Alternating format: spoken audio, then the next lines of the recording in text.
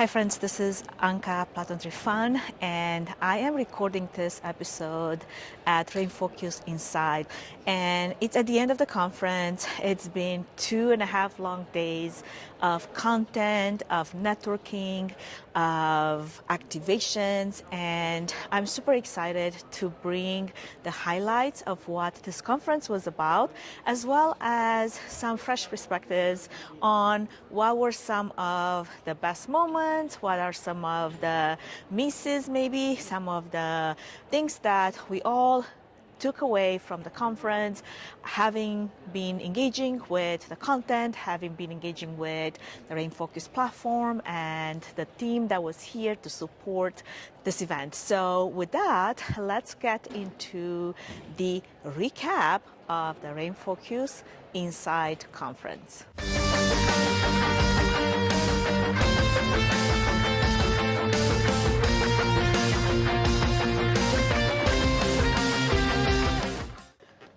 All right, so it's the end of Rainfocus Inside, 2.5 days of content, straight up content, lots of coffee, and not enough sleep. I want to get to a quick recap of what we learned during this conference, also what stood out, what were maybe some of the misses, what could have been done better, and what do you feel like has been the biggest takeaway from this conference. But before we get into that, let's do a quick intro because we have these wonderful two ladies joining me, very impromptu. I mean, literally, this was whipped together in the last 2 hours during a keynote session. They might turn off the lights in the middle of the recording. We do not know. It could happen. So let's start with you, Mary, and then we'll go to Liz, and then we get started with our first question.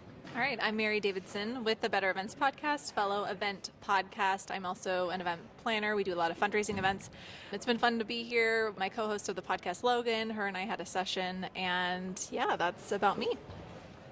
Hi, I'm Liz Lathan, co-founder of Club Ichi, a private membership community for B2B event marketers, and I got to be one of the presenters here at Insight this year. So I think the common denominator here is that each one of us had a session. We all got to be presenting on a specific topic. So we're going to get to that. But before I actually get to our each individual sessions, I want to find out from each one of you. So Liz, you can go first since you're holding the mighty microphone.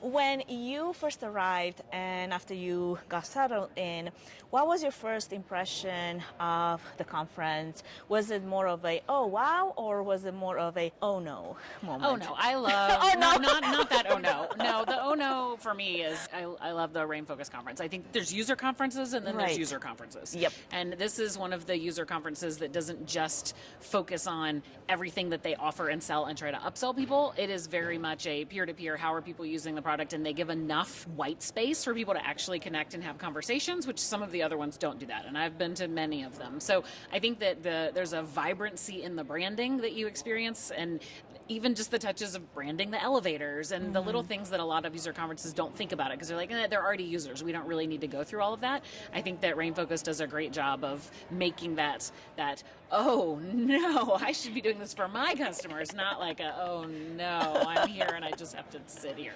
Curious, how many years have you attended the Rainfocus? I think I've been 3 years. Okay, all right, good to know.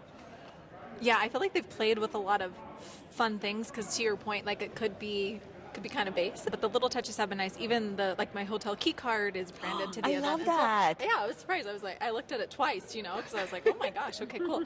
And then just the partnerships too, which maybe we'll get into more with some of the other like event tech and things like that. I'm like looking at a couple of them right now, have been really fun to see and then use. And I think that they paired them really well to create a more interesting and engaging experience. So that was fun.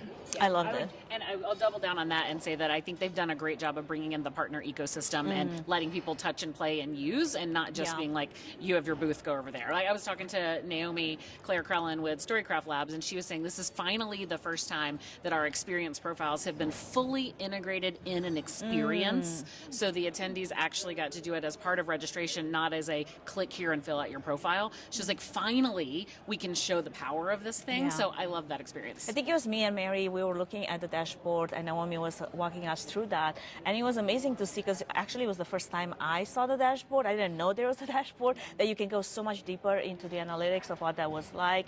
Because I have done the experience profile before, and I was just telling Mary, like, I think I was a different persona last time I did that, and now I'm totally different. Every time. It's like a Myers-Briggs. I'm a different person every month. Maybe it's more based on like the wannabe intention, the aspiration versus what it was. But I agree with you, Mary. I love that touch of like, oh, even the key card, very much branded to the experience and to the conference, and then the ability to network openly and have those conversations with different vendors. I think it could have been more vendors and more partners that could have been showcased. I'm curious maybe what was behind the thought process, who we bring in, because I'm pretty sure there's more than, I don't know, probably I counted 8, more than 8 partners that Rainfocus use. If I had to venture a guess, I would say the limitations of the venue size. What do you True. think? Oh, absolutely, yeah. I'm still taking it in over here because This they're breaking it down right now. But yeah, this is it. So yes. It is true. Okay. All right. Next question. What was one unexpected takeaway from leading your session? So, Mary, let's start with you. Okay, so our session was very slim in attendance, which is okay. Like sometimes that's how it goes. But we ended up still, we had a few attendees. We ended up still having really good discussion. And I think that was actually ironic because we were leading a peer discussion. And it was supposed to be interactive. And it was already in a smaller room in the first place. So we just catered it to even smaller of a group. And we honestly had a great time. And there was a room monitor in there. And she was saying that most of the sessions in that room had been smaller. But the conversations that came out of them were still super impactful. And I feel like that was what happened. I got a lot out of it. I hope the others who were in attendance did as well. But I think it works. And to me, that's what it's more about, right? Like, obviously it's great when you have big numbers and they're coming and you're reaching a lot of people, but it still worked in that smaller audience size. And in fact, it's like the smallest I've ever presented to, but it wasn't bad. And I think that is something that surprised me. Totally. Yeah. Yeah. Liz? Hang on, my phone's ringing. Please stand by. Stand by. Welcome to our world. Let's see. So I know we'll get into the things that could have been better, and I think that we talked about sonic branding and having some sound. So that was like my thing is all of the breakout rooms are the most boring rooms in this hotel. There's no art on the walls. There is nothing. It is just that standard set of rows with the monitor up in the front that's weirdly halfway down the wall. It's like just the venue is not inviting when it comes to the breakout rooms. And so I think that was the one thing that the Rainfocus team maybe could have jazzed up a bit. I always bring my own little speaker everywhere I go, so I had music in my room, and I highly encourage you, if you're going to lead a session in a hotel where they are not putting AV in there, to bring your own little portable speaker, because it just changes the vibe when people walk in, Yeah, totally. My session was the first day, and I didn't think there's going to be anyone showing up. Luckily, there was quite a good number of people that showed up. But one thing that I struggle with, I have a soft voice, so I felt like I had to project. And I was surprised that there's no microphones. Obviously, I mic myself up. There's going to be a session coming with an on-demand version of my talk because I recorded it, obviously. But it was hard because at one point they had the door open. There's a lot of traffic in the hallway. People were networking, which is great. However, it impacted the noise level ratio. And actually, I even had some of the feedback that was left. It was kind of hard to hear in the back of the room, of the seating, because I was at the front trying to project, but there's quite a lot of noise coming from the hallway. I made all my people move to the front of the room because it was, and they did end up closing the door, but it was there is noise outside. And I'm and it's a big room, long, lots of chairs, and you're just there's 2 empty rows. Everybody move forward. Defrag the room. Come on. So I guess an improvement point here could be do set up mics in those rooms, even though some presenters might not use them. Because I talked to Rainfocus moderator in the room, and I was like, is that normal not to have mics in those breakout rooms? And they said, well, initially at first we had, and then some presenters didn't know what to do with them. And then they decided not to, obviously there's a cost associated when you have to outfit all those breakout rooms with AV. So that was one thing, but the surprise factor in all of that was actually Voxo. I didn't expect Voxo to be a technology that they use to take a summary of the session and then make it available. To read my own summary. Right? I have not It was looked yet. quite accurate. They apparently happen like a minute after the session's over. Literally a minute. I gotta figure that out because I want to know what I said. It was actually, I already did look at yours. Was it anything? Was it good? It was good. It was, but again, I think it was more of a summary versus like a point by point, right? So like if you wanted the cliff notes of that, you got that, but it wasn't like an in-depth. You had a lot of points that you touched on were really good, so that wasn't necessarily included in the summary. So that is, again, a summary, but I liked it. It still was something that now that I missed some of the sessions, because out of all the sessions that there were, I mean, they have 56 sessions across all the breakout rooms and main stage. I mean, I don't think I made more than, I don't know, 8 at max, because like, you know, you're here to network, to talk to people. I had all the intentions to go and be in each one of those sessions, and I actually schedule to be able to be in all those places. But then you walk into someone and then you start a conversation and you don't want to be like, oh, now I gotta run, you know. And also I think having the AI taking the notes was also like my backup. I'm like, you know what, I don't need to if I don't make it, I think it is an interesting thought, right? Behavioral modification challenge. What are you rewarding those? Right. But is it better to have a human-to-human conversation and network? 100% it is, but what are your metrics for your conference? Because if the executives want to see butts and seats, then you fail. That might not be one of the metrics for success. Yeah. Any other thoughts to that you felt like you wanted to add? Actually, I'm just dying. The one thing I just have to say, which has nothing to do with what you were just saying, but let me get it out there. I love how they did the meals. We're not at the meals chapter yet. I'm ready to talk about food. Okay, fine. You can talk about the food, but I do agree. I'm taking over. We're hosting. Okay, so yes, I'm jumping ahead. I don't know if they can see it in the background, but some of these tables, I thought that was interesting. I don't know that I've ever had that table, like the table format where some of them only seat like 4. They're like the low boys with only 4 chairs, then you have the bigger tables. I thought that was interesting because you and I met for lunch one of the days with 2 other individuals, and it was like literally just 4 of us at a table, and it felt super intimate in a way where I was like, well, we have to talk, so let's talk. Not, I mean, to the other people I that feel were like with. those probably were set up and intended to be more of a conversational sit down and talk, not eat at. Yes, yes. Small. Because I kind of did do both. And it seems like everyone did for every meal, and so they were used. And I think in the app they called them like networking and meal or whatever. So I think it was intentional. I liked it. Yeah. Okay, all right, that's good.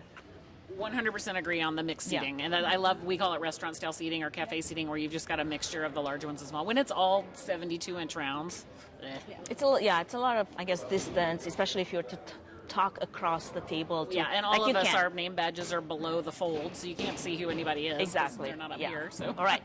Let's do a hot take round. As you know, there's the AV as everything falls around trying to like take a. Literally, there's draping best. coming down. There's lighting coming down. It's like all of this is moving. I don't even know how much noise this adds to the recording. However, let's say, name one session that you attended that really changed how maybe you think about events, if there was such a session.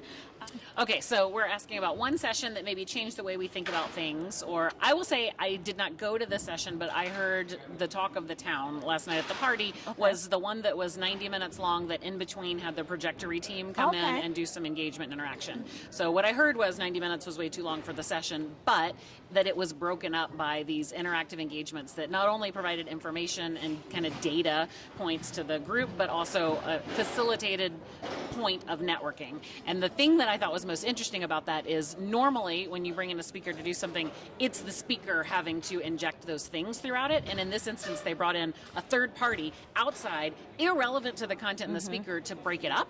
And that's something that I hadn't actually seen before, the way they did it. It sounded really cool and well done. Very cool. What about you, Mary?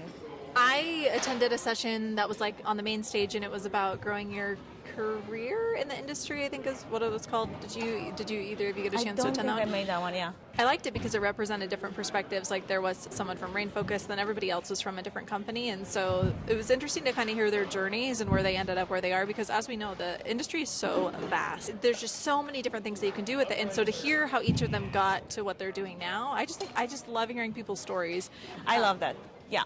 I attended the session and I thought it was very interesting. I was taken a little bit, I guess, by surprise because I didn't expect all that interaction to happen. Because sometimes you just go into a session and you work on your laptop and you do your thing and you're like, I got to do all these things, and they're like, wait a second, everyone get up because now we're going to play this game, right? But it was really fun because you got to talk to people that normally you wouldn't unless you would be in a session where you would be maybe more interactive like your session was. I'm sure yours was as well, mine as well, but this time was more in a larger group setting, and I liked what Trajectory did. So I think that was definitely one of those big sessions where you can still break it down into small groups and involve the audience. One thing I didn't like about that is they used, this camera, and I actually went and I talked to the AV team to find out, so how did you guys grab the video from the iPhone and put it on the screens? So I guess they use Keynote. It has the ability to stream to Keynote and then grab it on the video side. And whoever was doing that was literally holding the phone kind of like I'm getting dizzy just trying to follow what's happening on the screen right now, and the angle was just not great. Like you could see people being filmed from here. Nobody wants to be filmed from here. So that was kind of okay, maybe somebody needs to do a bit of technical training of how to deploy that practically. So good and bad, but still overall I think it was a good session. I didn't realize that the sessions, or at least I think the main stage sessions, were streamed online. And so I went and I looked during a session because I wanted to see what it looked like, and it looked pretty good from the main stage. And then I also was like, that's super nice. Obviously, we could have a whole conversation about hybrid events, but I didn't realize that was part of it. And so I was surprised, and it was great. Yeah, I actually had an audience member that was watching the whole time, and she was sending me messages and giving me feedback of what was happening. Yeah, I love Rainfocus. I think has always had that kind of news desk MC thing for the way they do them because of the live stream, and I love it. They're personable, they're extremely relatable and funny, and they do a great job. Yeah, that was fun. Okay, as we try to wrap this up, one final reflection. If you could give Rainfocus a piece of advice, honest feedback, what would that be? Mine is, you have the majority of your entire company here on site. Leverage them and train them to be event wingmen.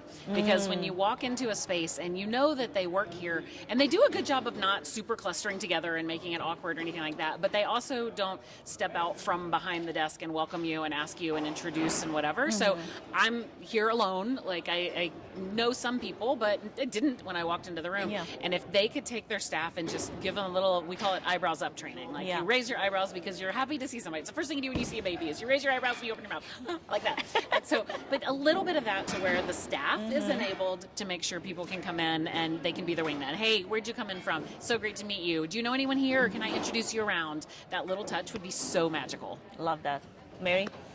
I think I definitely understand that this is primarily a users conference, but there were some sessions, ours being one of them, it was not about Rainfocus at all. And it was just about events, and in a way where a lot of us, I think, can relate to it regardless of what you're doing in the industry.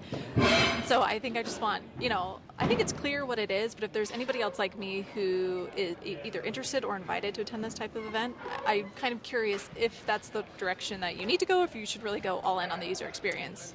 And it's interesting because I went to Cvent Connect, and that one is 100% about Cvent. They don't bring in outside keynoters. It is all about them. And while they do a really, really great job, there was nothing for the people who are maybe prospects. And I thought that was interesting. So the fact that Rainfocus has those moments of, okay, maybe you're not a user yet, or maybe we can actually invite some prospects. I think that's great.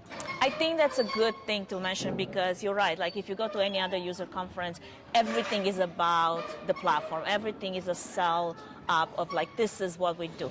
Now on that, because I haven't been a user, I have not been a user of the Rainfocus platform, I did come with the intention to learn how to use it and how to do certain things and apply it to some of our events. So I felt like one thing that was missing was some demos.